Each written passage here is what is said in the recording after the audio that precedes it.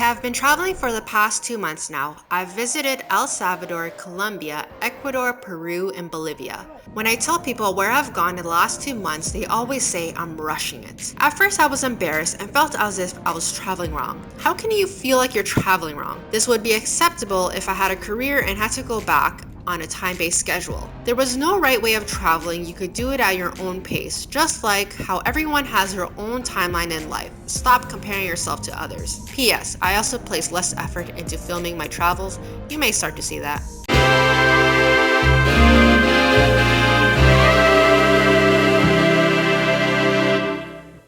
I flew into Santiago from La Paz. From there, I went straight to the Airbnb, which was a futon bed. You know the country is more expensive when a futon bed in an Airbnb is cheaper than a bunk bed in an 8-person dormitory hostel. Well, it was only 15 Canadian dollars a night. However, compared to the previous countries I've been to, that's expensive for one night. The same day, I walked around Sky Costaneria and saw an aerial view of the city and walked around the mall that was attached to the tower. It was quite nice to be back in the city with infrastructures. I ended up getting shoes for 13. The next day, I checked out Museum of Fashion. I thought it was one thing and it turned out to be something else. Luckily, I didn't have to pay as their system was down. I was probably only there for less than 10 minutes. Santiago has a large park in the center. There you can either walk, run, bike, or bus up. Of course, I chose the last option, to bus up. On the way down, I took a gondola for a change in experience. I took a bus all the way to San Jose de Malpo. Again, Google was incorrect. I thought it was one thing. Because of the photos in the reviews, it turns out to be even further away. However, it was still nice to get out of the city and see some nature.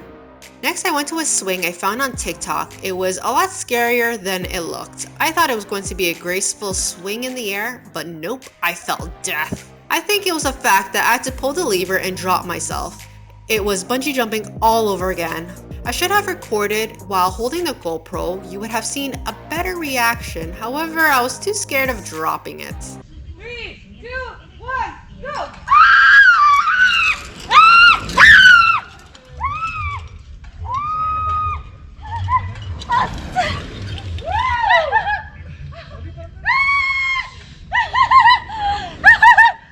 Yeah.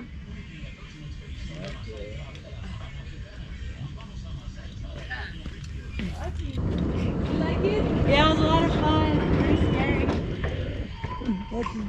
Okay. Arriba. One step more, please. Okay. Okay. Thank you so much. An hour away was a coastal city, Valparaiso. Because Valparaiso was a hilly city, they had many lifts throughout different neighborhoods. There was one close to my Airbnb. You can ride it for only 10 pesos.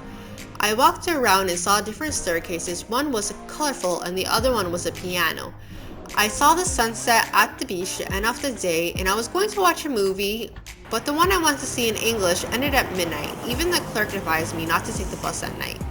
Good thing because I found it online and watched it for free. Next to Valparaiso is Vina de Mar, which has a large sand dune. You can bring a cardboard box and slide down the hills. I was still traumatized from the last time to even consider that.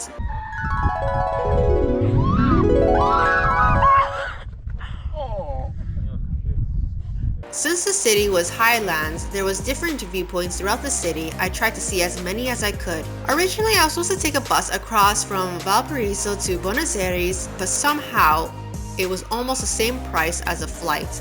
Later, I found out why this was the case. So I took a bus back to Santiago. From there, another bus to the airport. It was quite easy because both buses met at the same terminal. Argentina has the official and unofficial rate. If you convert $1 to Argentina peso online, you will get 130 peso.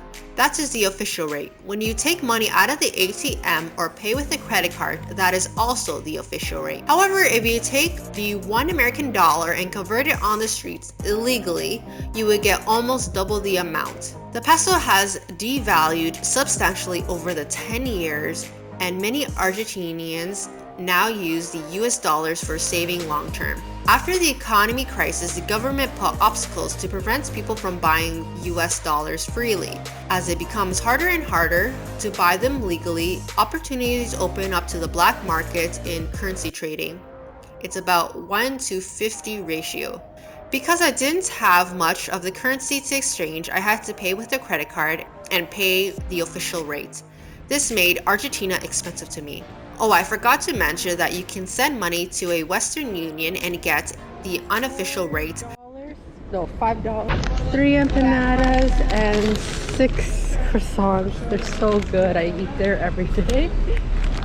I spent 141 Canadian dollars on a tango show with a 3-course dinner and a limited drinks. To think that would have been half the price if I had USD to convert. The next day, I took a tango class from a place someone in my hostel recommended.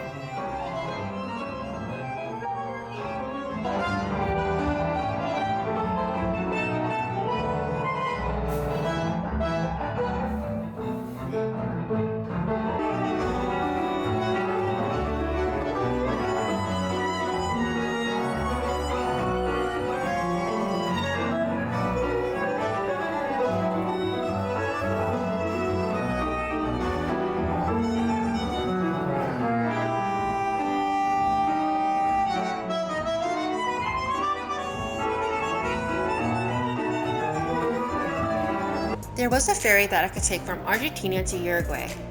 Originally, I wanted to check out Montevideo, but because I booked a cheaper flight days earlier than the one I wanted to leave, I was short on time. I just spent the day in Colonial de Sacramento and walked around.